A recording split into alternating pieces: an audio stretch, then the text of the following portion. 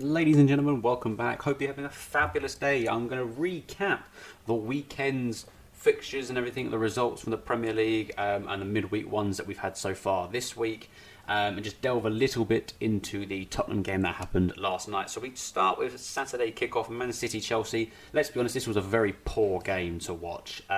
City rightfully won. Chelsea looked extremely poor throughout the whole game and stuff like that. City looked pretty poor as well, but they ultimately got the win thanks to De Bruyne. Newcastle and Watford a 1-1 draw. I thought Newcastle would probably turn this around and have this as a win, but fair play to Watford for pulling a goal back right towards the end. St Maximum's opened the scoring in the beginning of the second half. Pedro, right before the end, drew level with Watford. Norwich stunned Everton and was ultimately the nail in the coffin for Rafa Benitez at Everton. Two quick-fire goals, an own goal from Michael Keane and a goal from Adam Idah. Within the first 20 minutes of the game, Richarlison coming off the bench and scoring obviously didn't do anything for them. Huge result for Norwich and stuff like that in their hunt to stay up and everything. I mean, they're not going to, but let's be honest. And Everton getting rid of Rafa Benitez is probably the best thing that will happen to them this season. Wolves thumping Southampton 3-1.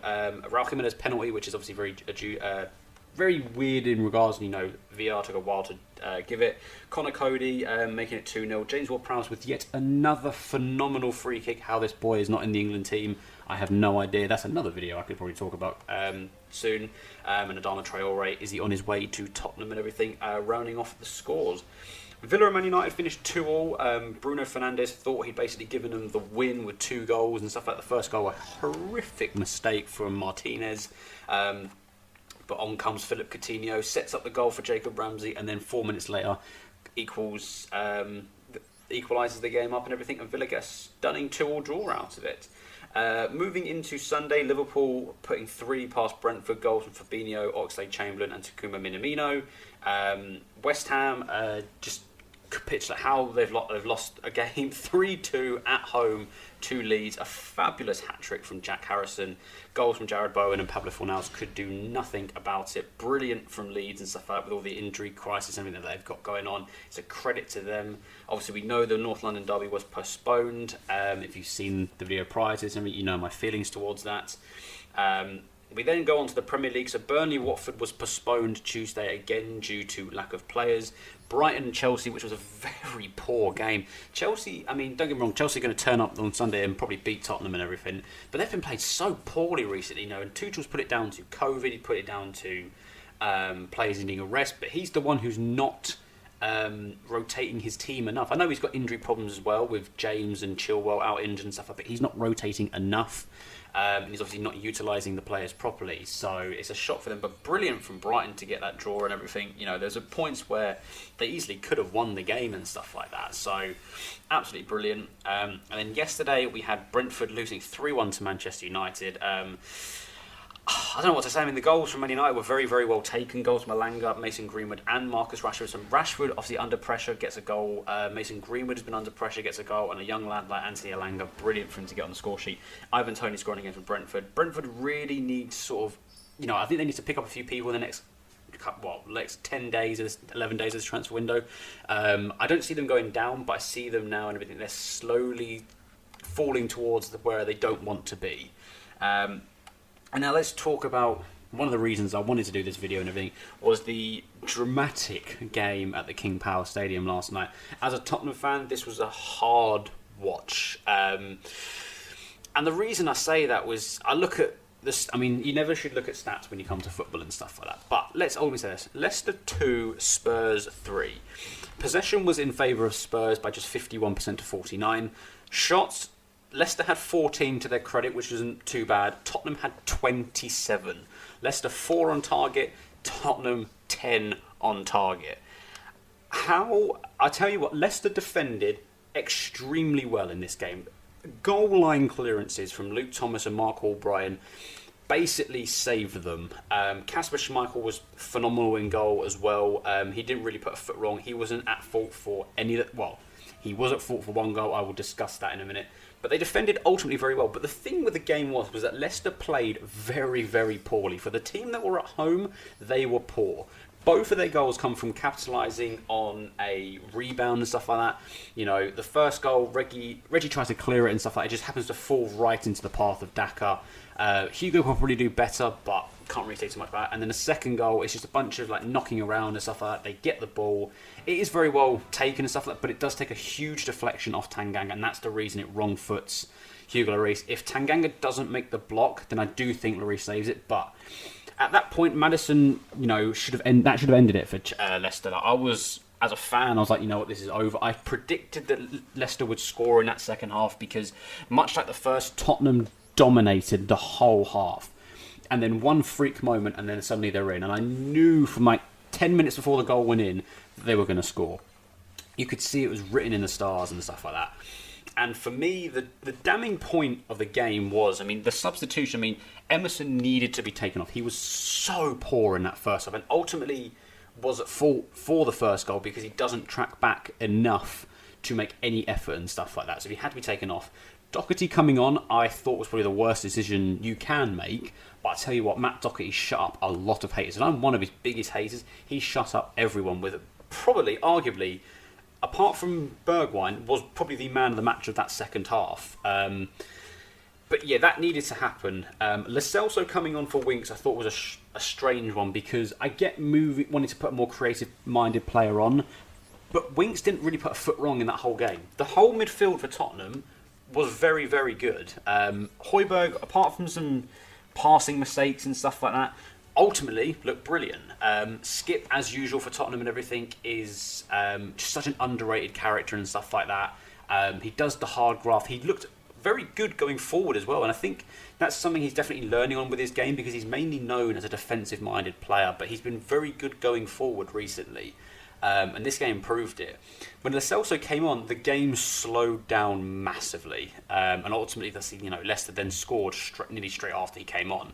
And when Bergwijn came on for Reguilón, I was fuming. I thought of all players to come off, Reguilón looked brilliant down that left side. He was tearing Chowdhury and Albright and a new one flying past him and stuff like that. So he was the last person I would have taken off to bring Bergwijn on. But I tell you what, when it came to the 94th minute and Bergwijn went down the box, never a penalty. I'm not going to claim it was a penalty because it never was. But when Soyuncu got in his face and told him to get up and stuff, I understand why Bergwijn reacted. I do. But when he flipped out and pushed him over, I was screaming. It was all over Twitter. I was saying, "Get him out of my club. I don't want him. Don't want him here. It's a stupid thing. What have you done? You just ruined your chance of ever playing for Tottenham again."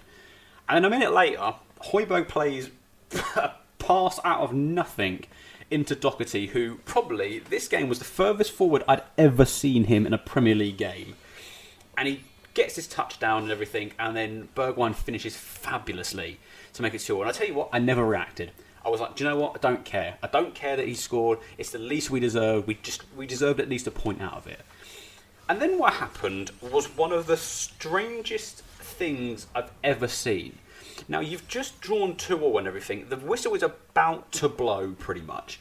What Yuri Tillemans was thinking, by going forward, only he'll be able to know.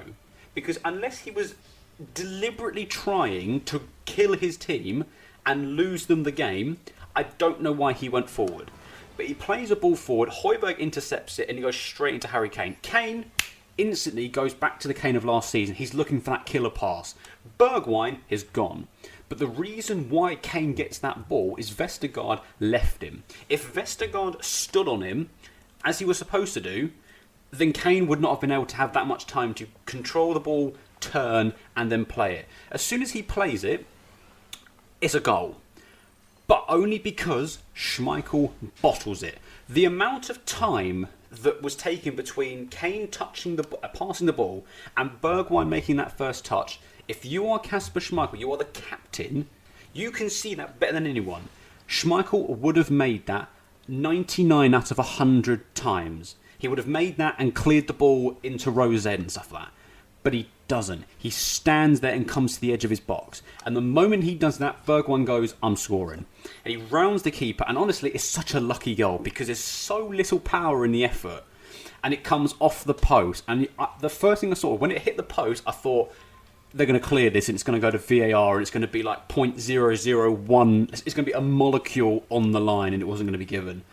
And then it went over the line. I'll tell you what, I didn't know what to do. I didn't know what reaction to give. It was one of the stupidest ways to lose a game. But I recall this to last season. The very last game of last season was Leicester at home to Tottenham. If Leicester won or drew, they were in the Champions League. And what did they do? They went 2-1 up. And in the last 10 minutes, in the 86th minute, Gareth Bale scored to make it 2-2. Leicester had to win the game. So they turned on autopilot. Right, we're going to have to win, we're going to have to win. All of a sudden, 96th minute, ball played through and everything, and Gareth Bale rounds it off, and we win the game. 2 years in a row, at their home stadium, in vital games that they needed to win, they have thrown away a 2-1 lead. And they've lost 3-2 to Tottenham. Now, I said in my group chat that the only good thing about Tottenham going 1-0 down is that we ultimately win. And when it hit 2-1, a mate of mine said, how do you feel about saying this now? And as soon as it went 3-2, I threw it back in his face. We talk about Southampton losing 9-0 2 years in a row. Leicester have thrown away 2 golden opportunities. One that would have given them Champions League, and one last night that would have put them on a good track and everything, back up the table and stuff like that. And their inability to do the simple things and hold out was clear. Leicester have a phenomenal team, right? They have a very, very good team. But they need to have a right look at themselves and go, right, this isn't a one-off. We've done this twice now to Tottenham. We have invited them into our home and they have beaten us because of our own doing. In no way yesterday did Leicester deserve to win the game. And I think if they had have won the game and everything, Leicester fans, they might have been a bit like, oh yeah, we deserve it, but they didn't. The fact that it ended as a loss shows just how badly they were in the whole grand scheme of things, because there was never really a time where Tottenham was struggling against them. And if it wasn't for the fact that Kane had to shoot from ridiculous distances because he didn't have people bombing on ahead of him and stuff like that, that game should have been over and done with by half time. But for me, if you are Rodgers and you're looking at a team like, you've got, yes, they've got injury worries and stuff like that, but you've got to seriously look at those players and go, what is wrong with you in the head that you allowed this to happen? Why did he not say, as soon as it went 2, or why does he not just say, play it safe, kick it back, doesn't matter, Tottenham aren't going to capitalise on it? Because we didn't. As soon as they had the ball to Tielemans, we really didn't do that. One player went in for a tackle, and that was it. If it wasn't for Tielemans making that shocking attempt at a pass, Tottenham didn't need to win that game. And Tottenham weren't going to win that game. But we capitalised, and that's how we did it. I think overall, if you were a neutral watching that game, was one of the best games to watch as a neutral. Because Tottenham also set the Premier League record of the latest team to be losing and then winning. The last one was Man City. I don't know who it was against, but Man City in the 91st minute and 31 seconds, something like that, were losing, and then he ended up winning. We were losing up until the 94th minute, and then we won. So, do you know what? I'll take that record any day and stuff like that. And if any fans are going to go out there and go, oh, that's your trophy, do one. I think overall, I think, like I say, Spurs will use this as ammunition for Sunday against Chelsea. I don't see us winning, but they'll go there with full of force and stuff like that. Leicester seriously need to take a look at themselves and everything. I'm going to have a look at who they've got next. They play on Sunday. They're at home to Brighton. I'll tell you what, they could lose that. I think Brighton are going to be well up for it, going up against Leicester and everything. They've just taken a point off of Chelsea. They've done really well this season, and you've got Leicester who have just thrown away a lead and everything. I can see Brighton winning that. But that's another video, probably for tomorrow and everything. I will upload a sort of predictions for this weekend and stuff like that. But hope you guys have enjoyed. Leave a like and comment down below. Subscribe if you're new as well. If there's any videos you want me to do, let me know. And I will see you all in the next video. Peace.